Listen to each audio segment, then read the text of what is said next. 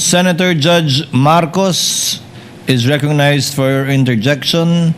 Thereafter, Senator Judge Villanueva. Thereafter, the Senate President. And thereafter, Senator Judge Raffy Tulfo. You may proceed when you're ready, ma'am. You have 2 minutes. Yes, just clarifying po, Ms. Camposano. You mentioned doon sa House Blue Ribbon, tinitignan ko nga yung transcript, at kanina, nabanggit ninyo na unusual for government agencies, including yung DepEd, na mag-withdraw ng malalaking halagang katulad nito. Pero doon sa Blue Ribbon, sinabi po ninyo na not only private clients but government clients go to your branch. So pinaliwanag po ninyo, tama po? Tapos, nag-testify rin kayo nung tinanong kayo ni Congresswoman Garin, is this a regular occurrence?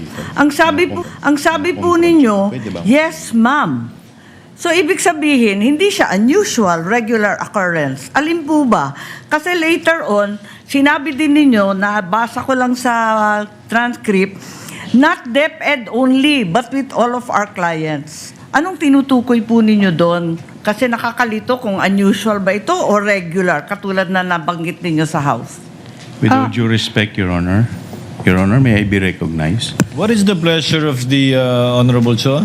Your Honor, we would just like to request for the TSN so that our witness will be confronted with the TSN that is being mentioned by the Honorable Amy Marcos. If she remembers, by the way, Senator Judge Marcos, it's the Senate, it's the House Good Government Committee. Yes, it's not the Blue Ribbon Committee. This is the Good Government Committee of the House. I believe it was in November of 2024, similar to what was mentioned earlier with Ms. Constantino.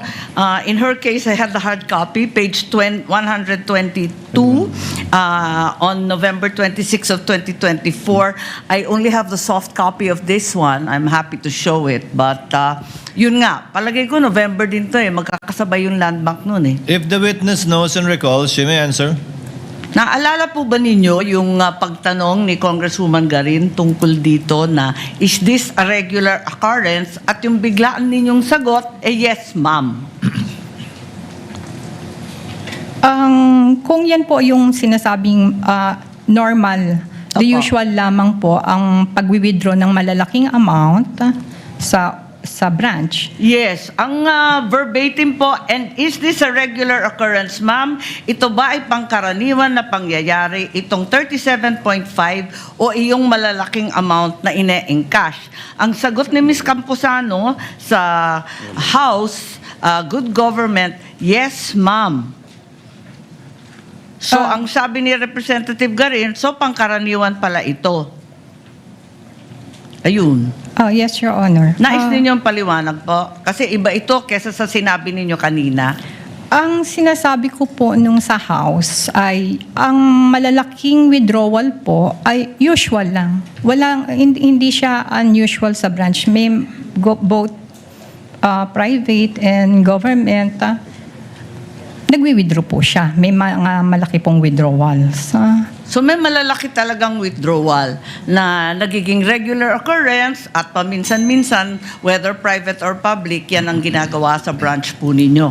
Kaya nga lang, hihingi kayo ng cash allotment kasi hindi naman kayo nagtatago ng ganun Yes, Your kadami Honor. sa branch. Tama po.